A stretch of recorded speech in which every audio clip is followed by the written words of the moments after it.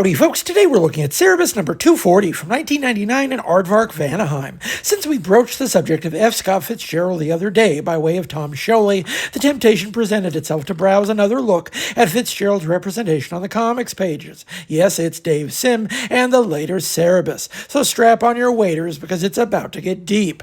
If you've never read the back half of Cerebus, and if so, good for you, you might not know that he spends a great chunk of the final fifth or so of the series sifting the literary middens of two men, F. Scott Fitzgerald and Ernest Hemingway. He does this by utilizing a similar methodology to his previous literary exhumation of Oscar Wilde, placing a very thinly fictionalized version of the real man into the story to interact with the talking aardvark. In the case of Fitzgerald, our man is named F. Stop Kennedy, and the pivot for our interactions is the relationship between the real Fitzgerald and the real Groucho Marx, who exists in the pages of Cerebus as long-running supporting character Lord Julius. That's the capacity by which Jocka knows Kennedy, and her associations with the man are premised on the memory of years of drunken shenanigans roughly parallel to those of the real Fitzgerald. The F-Stop Kennedy we meet in these pages is not the young and brash genius, however, but the tentative and halting alcoholic in recovery from Fitzgerald's last decade, a period of spiritual torpor and gradual recovery, capped by the absurd tragedy of a too-young death at the age of 44,